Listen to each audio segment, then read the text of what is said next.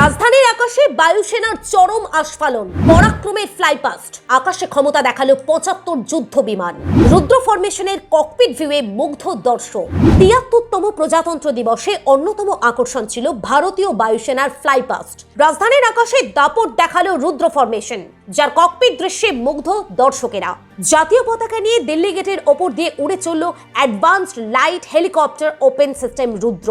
রুদ্র ফরমেশনের এই ফ্লাইপাস্টের নেতৃত্বে ছিলেন ৩০১ আর্মি অ্যাভিয়েশন স্পেশাল অপারেশন স্কোয়াড্রনের কর্নেল সুদীপ্ত চাকি। দুটি ধ্রুব হেলিকপ্টার এবং দুটি ALH রুদ্র হেলিকপ্টারের ফ্লাইপাস্টে তৈরি হয় এক বর্ণাঢ্য দৃশ্য। এবছর স্বাধীনতার ৭৫ বর্ষপূর্তি উপলক্ষেও ৭৫টি বিমান এবং হেলিকপ্টার নিয়ে বিশেষ ফ্লাইপাস্টের আয়োজন করেছিল ভারতীয় বায়ুসেনা। প্রজাতন্ত্র দিবসের কুচকাওয়াজে ভারতীয় বায়ুসেনার ট্যাবু ছিল Indian air force transforming for the future.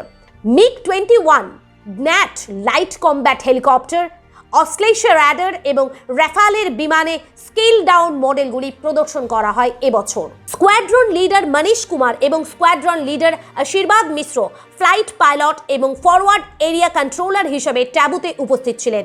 Squadron leader Shashi Prakash Mishra IACCS এর intercept director of flight lieutenant Shivangi Singh Rafale বিমানের ফাইটার পাইলট হিসেবে উপস্থিত ছিলেন। ১৯৭১-এর যুদ্ধে প্রতিপক্ষকে চরম চাপে ফেলেছিল এই MiG-21। এয়ার স্ট্রাইক বাধ্য করেছিল প্রতিপক্ষকে আত্মসমর্পণ করার জন্য। ভারতের জয়ের অন্যতম নায়ক ছিল MiG-21। অন্যদিকে সম্পূর্ণ দেশীয় প্রযুক্তিতে তৈরি যুদ্ধ বিমান গ্ন্যাট এ রয়েছে ৩০ মিলিমিটার এডেন বন্দুক এবং রকেট, যা স্যাব্রিস স্লেয়ার নামেও পরিচিত। ডগ ফাইটে শত্রু বিমানের সঙ্গে লড়াইয়ের ক্ষেত্রে সেরা বিমান হিসাবে বিবেচিত হয়েছিল এই বিমান। দেশীয় প্রযুক্তিতে তৈরি লাইট কম্ব্যাট হেলিকপ্টার হাই অল্টিটিউডে অপারেশন চালাতে সিদ্ধহস্ত। এতে রয়েছে ধ্রুবাস্ত্র anti tank guided missile. Ashlesha মেক-1 হলো 3-ডাইমেনশনাল লো লেভেল লাইন ওয়েট এবং multi beam ground base 3D নজরদারি র্যাডার। এটি বিভিন্ন জায়গায় মোতায়েন রয়েছে।